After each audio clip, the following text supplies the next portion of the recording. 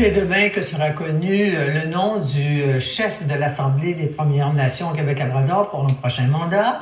Les dirigeants des 43 Premières Nations vont choisir entre deux candidats, Ghislain Picard, qui est le chef sortant, et l'ex-grand chef de la nation Mohawk de Kanesatake, Serge Auty-Simon. Alors, pandémie, racisme systémique, protection de la jeunesse, territoire, pensionnat autochtone. Le prochain chef sera confronté à tous ces enjeux. Les deux sont avec nous pour en discuter au terme de cette course au leadership. Bonsoir, M. Picard. Bonsoir, M. Auty-Simon. Alors, quel est, selon vous, pourquoi vous vous présentez à nouveau, M. Picard? Pourquoi un 11e mandat? Bien, écoutez, il y a des conditions évidemment préalables là, à une décision aussi importante, notamment la nécessité, le besoin d'être appuyé par nos proches, la famille, la santé évidemment, mais l'appui également des nôtres, hein, de ma communauté. Quant à la conviction, elle a toujours été au rendez-vous. L'énergie également de relever les défis dont vous avez parlé plus tôt. Et il y en a beaucoup plus que la liste que vous avez énumérée plus tôt. Donc, je me sens attaque et mon besoin, c'est de construire sur les acquis. Oui, et puis en même temps, j'ai dit 43 Premières Nations parce que vous avez 43 chefs, M. Picard, n'est-ce pas? Mais il y a combien? C'est 43 communautés, effectivement. Puis, donc, il y a combien de nations? 10, 11? 10 nations. 10 nations. Alors, mes excuses, vous voyez, on a beaucoup à apprendre. Alors, vous, M. Auty-Simon, pourquoi vous présentez-vous après avoir été chef pendant 10 ans à Kanesatake? Vous avez été défait l'été dernier. Qu'est-ce que vous voulez proposer? OK. Premièrement, c'est que, comme j'ai mentionné dans beaucoup d'interviews, c'est que j'avais pensé que j'avais encore beaucoup à offrir quand il s'agit des solutions envers les problématiques des Premières Nations. Et une qui a été très difficile, c'était la relation entre le gouvernement fédéral et les Premières Nations du Québec, et aussi avec le gouvernement du Québec, évidemment. Alors, il y a certaines choses qui m'ont poussé à faire la décision. Et c'est que, pour le moment, je crois avoir encore beaucoup à offrir, comme j'ai mentionné.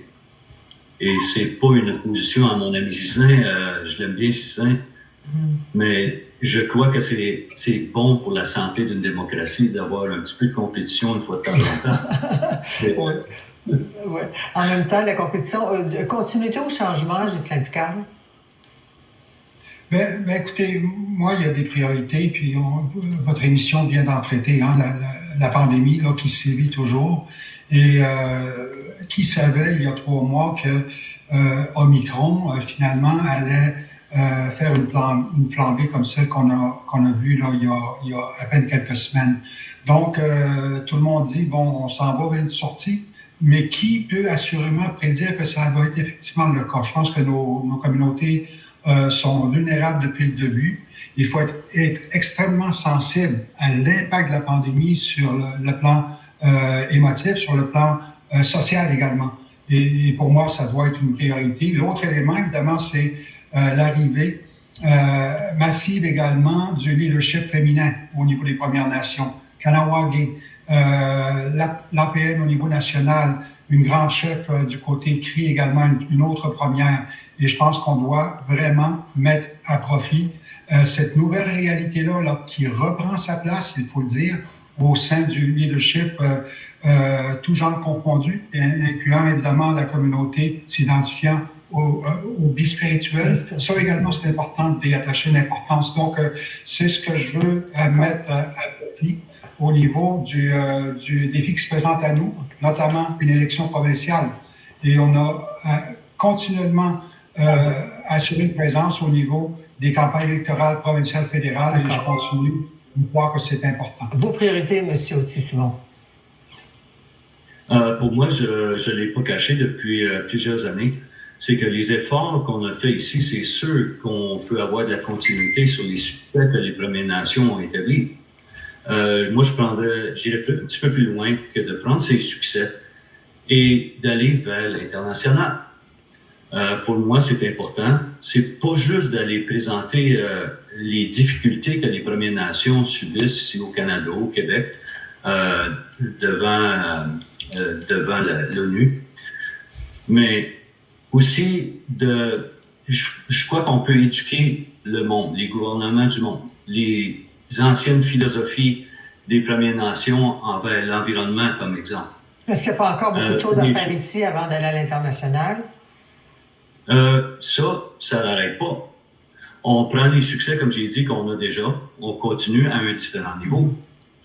C'est que les Premières Nations ont aussi beaucoup à offrir au monde. C'est que nos voix sont souvent pas entendues, dépasser les douanes du Canada ou celles du Québec. Et, on a encore de l'effort à faire à ce point-là. Et je crois que ça va être... On va voir plus de succès avec des partenariats économiques à l'international.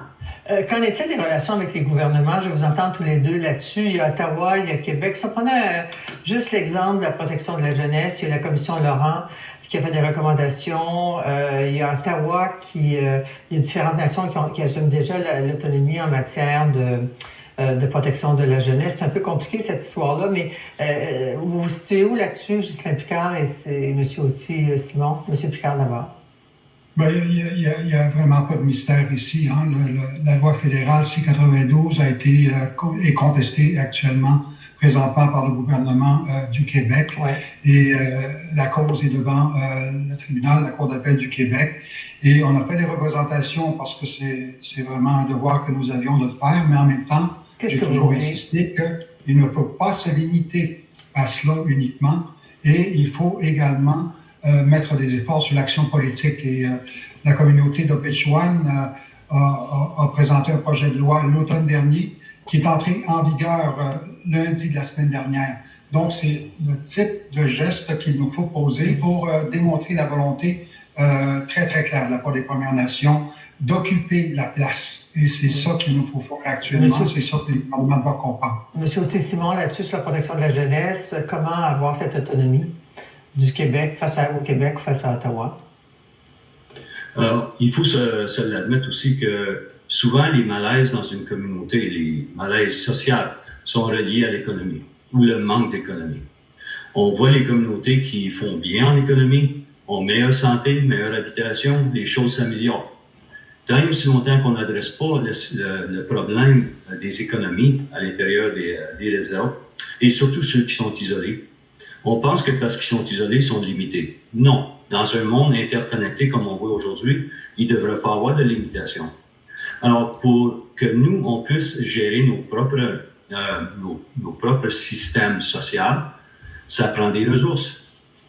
Et là, les efforts de contester la loi C-92, moi, je le vois comme tout simplement un autre symptôme de la deuxième colonisation de nos peuples autochtones ici au Québec. Quelles sont vos relations, avec les gouvernements? Toute la question du racisme systémique au Québec, le principe de Joyce, le gouvernement, il y a un nouveau ministre à Québec depuis un moment quand même, mais pour s'occuper des affaires autochtones, M. Lafrenière. Quels sont vos rapports avec ce gouvernement-là? Est-ce qu'il faut être plus dur, plus conciliant? Ghislain Picard. Bien, sur le plan politique, je pense qu'on aura toujours une responsabilité de trouver les meilleures conditions possibles, d'engager les gouvernements qui sont en place. Ça, ça existe depuis plusieurs années. Mais ceci étant dit, ce qu'on a peut-être négligé à travers tout ça, c'est de sensibiliser les personnes qui élisent ces gouvernements-là. Donc, moi, j'ai beaucoup favorisé, mis beaucoup d'énergie à essayer de créer des alliances avec la société autour de nous, la société civile, ces organisations, parce que ça nous prend une vague humaine pour essayer de faire changer le cap de ces gouvernements qui refusent systématiquement de reconnaître quelque chose d'aussi évident. Le principe de Joyce a été adopté à l'unanimité par les chefs. Le gouvernement fédéral a tenu au moins 3 grandes sessions qui portent sur le racisme dans les systèmes de santé à l'échelle du pays. Et je crois qu'il faut bâtir là-dessus. Quand je parle d'acquis, c'est à ça que je réfère. Et il faut... On est loin de baisser les bras là-dessus. Monsieur Auty-Simon, là-dessus, la même question? Ça, c'est évident. Quand il s'agit des relations avec Québec ou le fédéral, c'est comme si on avait un loup par les oreilles, il ne faut pas les lâcher.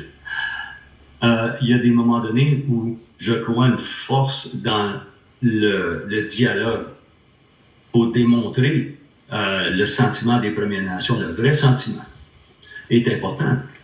Mais aussi la diplomatie, quand c'est requis.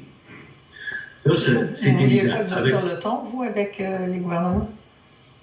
J'ai toujours dit, là où c'est nécessaire. Vous regardez la loi C-96 de l'été dernier, j'avais trouvé ça très arrogant du Québec de protéger la langue française encore sur le dos des langues qui disparaissent de plus en plus des Premières Nations.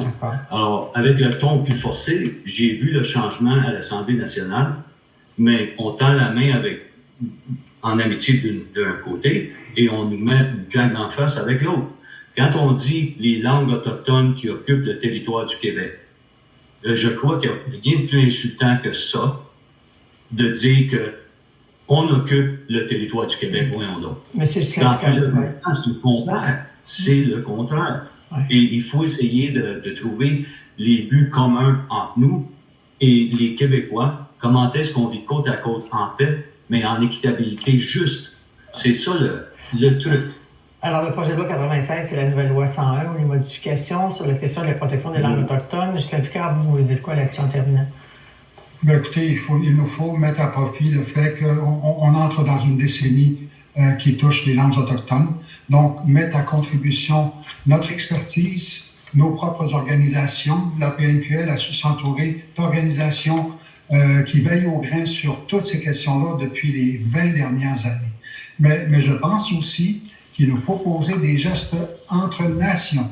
Et je me permets de souligner au passage, peut-être une parenthèse, mais la nation Innu et la nation Cri ont signé une entente historique aujourd'hui, une compréhension commune, traditionnelle qui porte sur la gestion du caribou. En dehors des deux gouvernements, c'est de nation à nation, et je pense que c'est le type de geste que moi j'appuie sincèrement et qui va faire la démonstration que nous sommes en mesure également d'exercer ce que nous considérons comme étant notre responsabilité, notre juridiction. Alors, merci à tous les deux de nous avoir fait connaître un peu vos ambitions pour les Premières Nations.